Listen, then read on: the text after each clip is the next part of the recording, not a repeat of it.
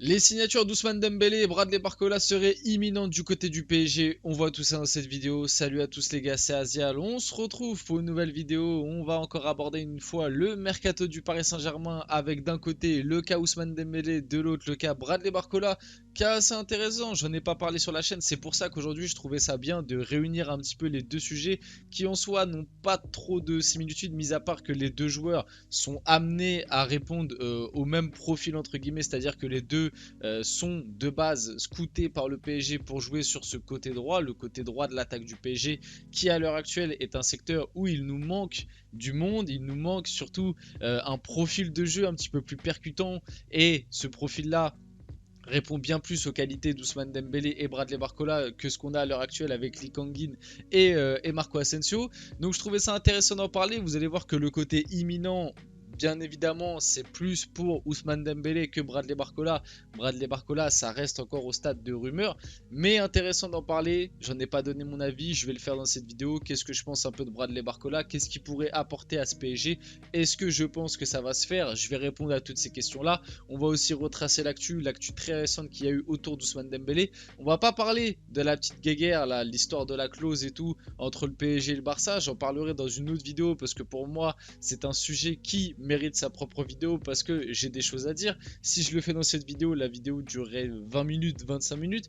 Donc j'ai décidé de splitter un petit peu le sujet Ousmane Dembélé en deux. Bref, perdons pas plus de temps que ça, n'hésitez pas, avant qu'on rentre dans le vif du sujet, le petit like, le petit commentaire, le petit partage, le petit abonnement comme d'habitude, la cloche, tout ça vous connaissez, ça fait extrêmement plaisir, surtout que j'ai été voir les stats, il y a beaucoup de gens qui regardent mes vidéos et qui sont pas abonnés. Les gars, abonnez-vous, ça fait toujours plaisir et ça aide énormément pour développer la chaîne, etc. Bon, passons, on va commencer par le cas Ousmane Dembélé parce que c'est ce qui est sûrement le plus probable d'arriver. Voilà, je ne pense pas que le PSG, et je développerai un peu plus après, je pense pas que le PSG va signer et Ousmane Dembélé et Bradley Barcola. À l'heure actuelle, Dembélé, on va pas se mentir, c'est quasiment fait, même si comme je vous ai expliqué au début de la vidéo, il y a ce petit couac au niveau de la clause, on en reparlera dans une autre vidéo. Là, on va juste vraiment parler de l'arrivée de Dembélé en elle-même.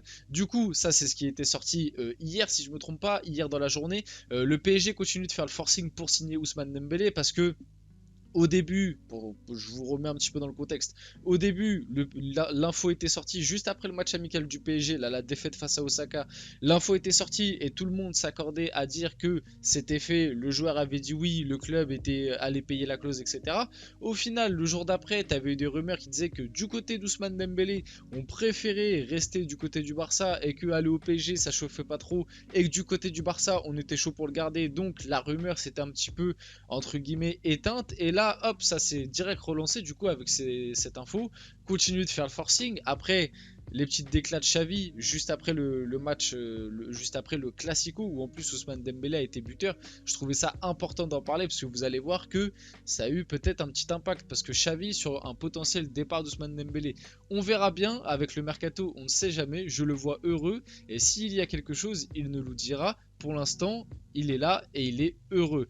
A noter que là, Xavi, il annule pas la piste, hein. Il dit on verra bien, le mercato on ne sait jamais. Alors qu'il y a quelques temps, quand il y avait déjà eu cette rumeur, notamment au tout début de l'histoire Kylian Mbappé, je ne sais pas si vous en souvenez, mais il y avait eu la rumeur comme quoi le remplaçant dans la tête des Qataris pour remplacer Kylian Mbappé, ce serait Ousmane Dembélé. Et à ce moment-là, Laporta et Xavi avaient pris la parole pour dire non, non, mais Ousmane il est avec nous, il est très bien, nous on veut le garder, il ira pas à Paris. Et là, vous voyez que le discours a changé. C'est on verra bien, le mercato on sait jamais. Bref, ça voulait dire déjà qu'à ce moment-là, Xavi il se doutait bien que il risquait de perdre le joueur. Il a ensuite enchaîné Dembélé, je l'ai déjà dit plusieurs fois, pour moi il a le potentiel pour être le meilleur au monde à son poste. Aujourd'hui il est capital pour moi.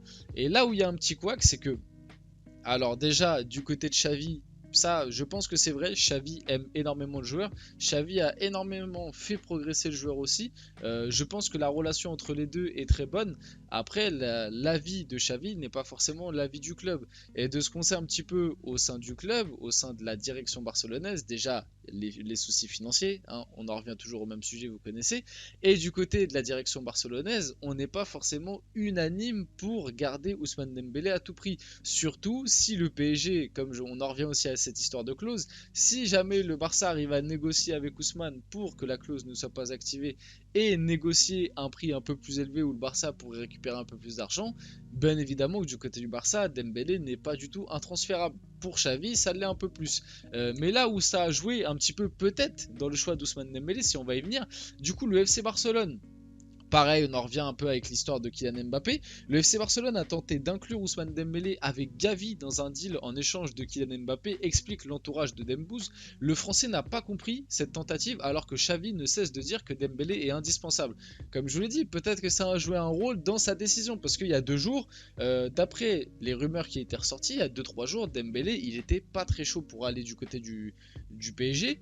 Et le mec, après, on peut le comprendre, faut se mettre à sa place. Ton entraîneur, il arrête pas de te dire que tu es hyper important pour le projet, que tu es hyper important pour l'équipe, qu'on veut te garder, etc. Toi, tu te sens plutôt bien dans ton club. Mais en interne, tu apprends que le club a essayé de te refourguer dans un deal pour récupérer un autre joueur. Tu peux te dire, mais attends, c'est bizarre. En public, ils disent, enfin, tout le monde dit, on a besoin de moi, je suis bien dans le club, que voilà, je suis un joueur important. Mais dans le privé, ça essaye de m'inclure dans des deals foireux pour récupérer des joueurs. Vous voyez ce que je veux dire? Peut-être que ça y a joué un petit peu. En tout cas, les dirigeants du Barça pensent qu'Ousmane Dembélé aurait conclu un accord avec le PSG au moment où cette info est sortie. Je crois pas qu'il y avait d'accord encore officiel avec le club, même d'accord oral. Xavi va tenter de convaincre Dembouz de rester en Catalogne à travers un rendez-vous à Dallas. Spoiler, apparemment le rendez-vous n'a pas trop fonctionné. En tout cas, pour tenter de convaincre Dembouz. Après, vous allez voir que ce rendez-vous a peut-être eu un impact pour faire retarder le deal et que le PSG va sûrement devoir payer un peu plus cher que la clause. Honnêtement, au moment où je tourne la vidéo, il reste 3 heures. Dans 3 heures, la clause de Dembouz sera finie. Dans 3 heures, la clause aussi d'Mbappé sera finie. Donc franchement, d'ici 3 heures, il y a moyen qu'il y ait pas mal d'actu. Il y a moyen qu'il y ait une vidéo qui pop à 2-3 heures du matin. Je vous dis la vérité, parce que je pense que dans les coups de minuit, 1 heure du matin, il va y avoir de l'actu qui va tomber. Que ce soit du côté du PSG, de Dembouz, de Mbappé.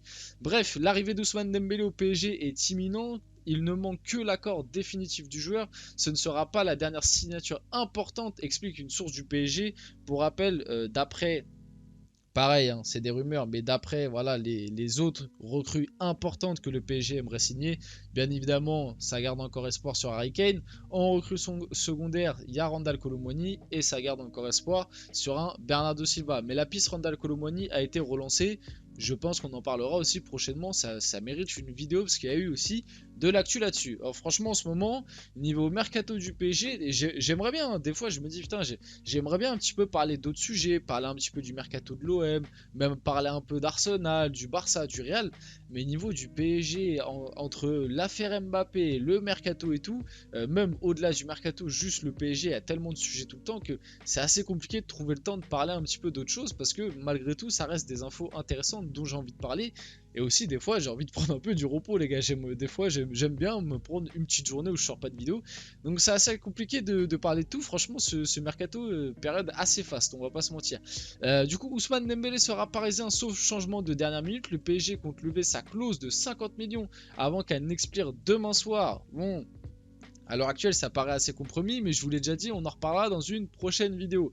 Ousmane Dembélé, de son côté, a confié à plusieurs de ses coéquipiers qu'il part au PSG, donc tout paraît plutôt clean, en tout cas entre le club, le PSG et le joueur. Entre Dembélé et le PSG, tout paraît plutôt clean. Le problème qu'il y a maintenant, ça a l'air d'être entre le Barça et le PSG, cette histoire de guéguerre et tout. Voilà, j'en ferai une vidéo appropriée. Vite fait avant de passer au sujet Barcola, pour revenir sur Ousmane Dembélé, je le répète, même si certains sont un petit peu sceptiques, voilà, irrégularité, gros soucis de blessure, ok, sur ça je suis d'accord avec vous, mais à l'heure actuelle, vu les secteurs offensifs du PSG et vu la qualité d'Ousmane Dembélé pour le prix annoncé de base de sa clause qui est de 50 millions d'euros, c'est une affaire en or que le PSG ne doit pas louper. Et d'ailleurs, j'espère que le PSG va lever cette clause à 50 millions et ne va pas négocier avec le Barça et tomber dans le piège et le payer 70, 80, parce que là, tout de suite, le deal serait bien moins, je trouve, bénéfique pour le club. Enfin bref, à l'heure actuelle, sportivement, c'est une grosse plus-value. C'est un profil que si on perd Mbappé, en plus, on n'a plus du côté du PSG. Un mec capable de courir, prendre la profondeur, et voilà, coller la ligne, percuter. on n'en a plus si on perd Mbappé. Et même avec Mbappé, comme je l'avais déjà expliqué, Dembélé et Mbappé, je trouve quand même qu'ils sont assez différents. Même s'ils ont beaucoup de similarités dans leur jeu, ils sont quand même assez différents. Donc voilà, pour moi, la recrue Dembélé, voilà, l'arrivée de Dembélé au PSG, ça reste une très bonne arrivée et un très bon deal, surtout pour 50 millions durant ce mercato, même si c'est vrai qu'on aurait pu l'avoir libre l'année dernière si Luis Campos avait pas fait capoter le deal. Mais bref, ça c'est un autre débat.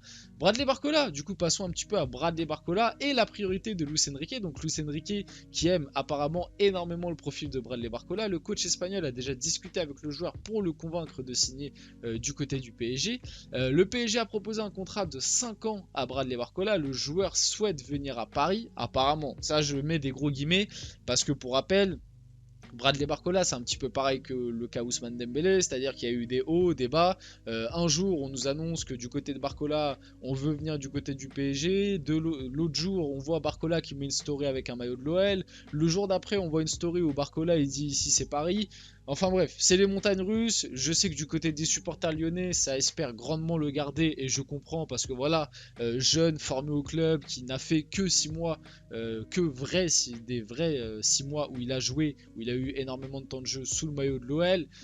Donc moi je peux comprendre que les Lyonnais, voilà, en plus il y a une petite attache, c'est vrai que c'est un joueur, je trouve, qui dégage un truc affectueux. Voilà, je trouve que via sa manière de jouer, comment il célèbre, je sais pas, honnêtement, c'est vrai que je suis pas du tout supporter lyonnais, comme vous savez, je suis supporter parisien, mais c'est vrai que quand tu regardes les matchs de Lyon et tout, je trouve que Barcola, il a ce truc de joueur, voilà, attachant. Je trouve qu'il est très attachant, donc je comprends que les joueurs lyonnais veulent absolument le garder.